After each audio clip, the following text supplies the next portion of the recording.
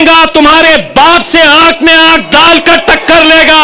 क्या बात है यार, वाकई में कसम। बना रहे हैं किस्से, बना रहे हैं किस्से जो मेरी नाकामियों के, जो मेरी नाकामियों के। उन्हें क्या खबर है, उन्हें क्या खबर है बदल रही है कि हवा। रुख बदल रही है हवा। क्या बात कही है। अल्हम्दुलिल्लाह, मैं सबसे पहले तो जी अल्लाह रब्बुल इज्जत का तहे दिल से शुक्रिया अदा करता हूँ। बिल्कुल बिल्कुल। मैं जितना अल्लाह का शुक्र अदा करूं वो कम है। वो कम है बेशक। ये मोहब्बतें, ये दीवानगी, ये जुनून जी पिछले 10 साल से आपने इसमें कमी नहीं बल्कि हर बार ये बढ़ती ही जा रही है।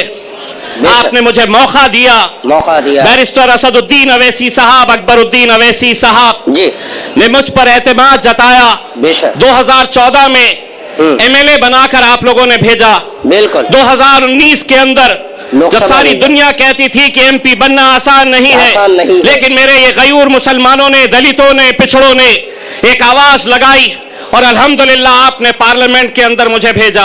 बिल्कुल 2024 में जब हमें नाकामियों का सामना करना पड़ा जी तो यकीनन आप भी मायूस थे जी, मुझे मुझे भी अफसोस था। असद साहब का वो बयान आज भी मेरे मोबाइल में है, जब असद साहब ने कहा था कि मुझे अफसोस है कि मेरा बाजू इम्तियाज जलील मेरे साथ में नहीं है।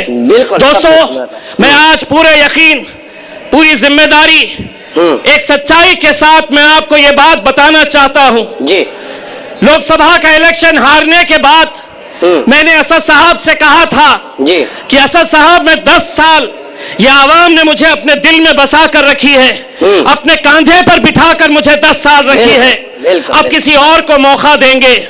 लेकिन असद साहब ने मुझसे कहा था कि इम्तियाज, आज महाराष्ट्र के अंदर जो हालात है, महाराष्ट्र के अंदर जो फिरका परस्ती है, कोई आवाज उठाने के लिए तैयार नहीं है। उन्होंने अपना हुक्म दिया कि किसी भी हालत के अंदर तुम्हें महाराष्ट्र की विधानसभा के अंदर जाकर इन लोगों की आवाज बनना है और लड़ना है हुकूमत से आंख में आंख डालकर। क्या बात है यार, मेरे कायद का हुक्म जी सर आंखों पर, सर आंखों पर। लेकिन आप जी वो साजिशों को भी समझिए। जी मजलिस को खत्म करने के लिए जी कैसे कैसे हथकंडे अपनाए जा रहे हैं, जी क्या साजिशें खेली जा रही है।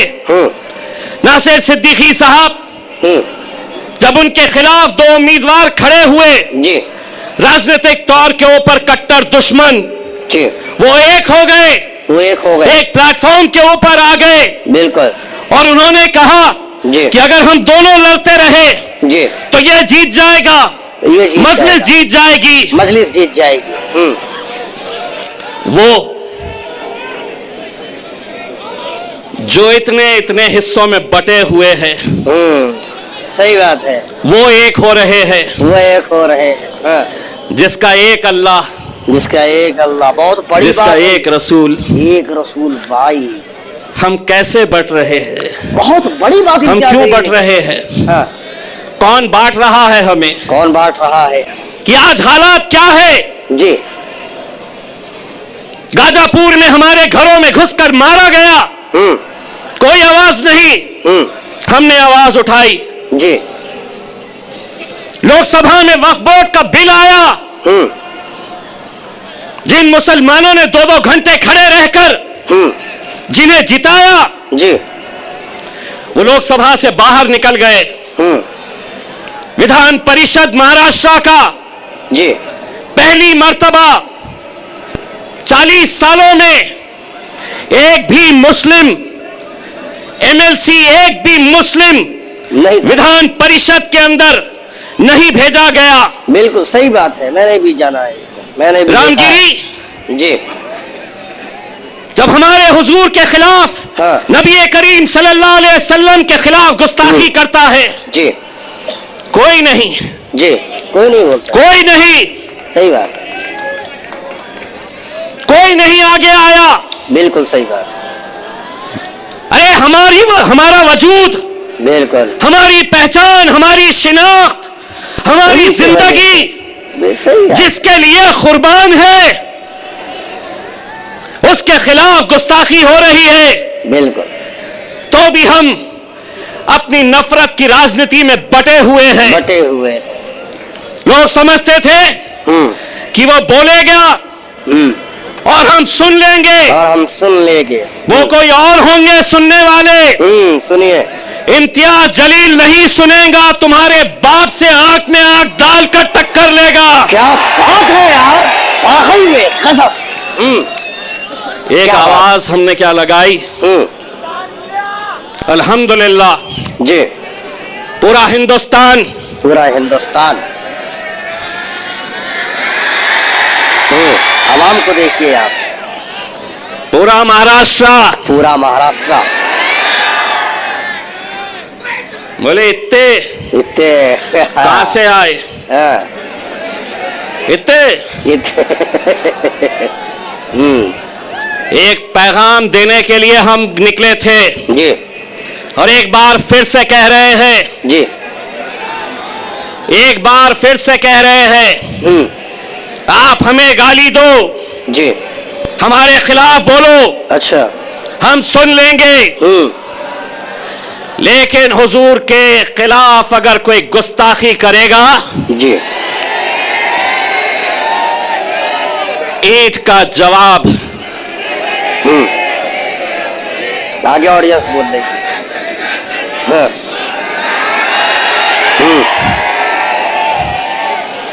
पुलिस वाले देख रहे मेरी तरफ, बोलता क्या पत्थर, अरे भाई, पत्थर बोलता क्या, पत्थर बोला कि केस होता मेरे ऊपर। अच्छा ऐसा है। तो मैंने भी क्या बोला, ईंट का जवाब। जिसको समझना था वो समझ गया। हुकूमत को हम एक पैगाम देने के लिए गए थे मेरे भाई जी, वो पैगाम था जी, बनकर तूफान, बनकर तूफान, बगावत का सैलाब आएगा, बगावत का सैलाब आएगा, अगर जुल्म हद से बढ़ेगा, अगर जुल्म हद तो इनकलाब आएगा, इनकलाब, अगर जुल्म हद से बढ़ेगा तो इनकलाब आएगा। क्या बात कही है, इम्तियाज जलील का ये भाषण। मेरे भाई, मेरे दोस्त, कैसा लगा आपको? मैं कोशिश करता हूं कि इम्तियाज जलील के स्पीचेस, इम्तियाज जलील के भाषण आपके कदमों में पेश करूं, आप लोगों को सुनाऊं, आप लोगों को बताऊं, आप लोगों को जानकारियां दूं। मैं मेहनत करता हूं, मैं इकट्ठे करता हूं जानकारियों। मेरे भाई, मेरे दोस्त, मजलिस-ए इत्तेहादुल मुस्लिमीन, महाराष्ट्र में इलेक्शन हो रहा है। एमएलए का नहीं हो रहा, यानी विधानसभा का नहीं हो रहा है, संसद का नहीं हो रहा है, चुनाव हो रहा है मेरे भाई, नगर परिषद का हो रहा है। मेरे भाई, मेरे दोस्तों, इस तरीके की मेहनत, इस तरीके का लगाव, इस तरीके की मोहब्बत आपने किसको देखा है करते, किसको आपने अपने इसी कानों से सुना है? न सुना होगा, ना ही इसी आंखों से देखा होगा। अगर देखा होगा, अगर सुना होगा तो एक को देखा होगा, अगर सुना भी होगा तो एक को सुना होगा। उस पार्टी का नाम मजलिस-ए इत्तेहादुल मुस्लिमीन है। मैं एक मरतबा आपको बता दूं, मैं कोई नेता नहीं हूं उस पार्टी का, लेकिन पार्टी पसंद है, हक बात करती है, सपोर्ट करते हैं। सपोर्ट करना कॉन्स्टिट्यूशन में हमारा राइट है, संविधान में हमारा राइट है। मेरे भाई, मेरे दोस्त, वीडियो आपको कैसी लगी कमेंट बॉक्स में जरूर बताइएगा। अपनी राय कमेंट बॉक्स में दीजिएगा, वीडियो को शेयर करिएगा। चलता हूं दोस्तों, दुआ में याद रखिएगा। जय हिंद, जय भारत, अल्लाह हाफिज।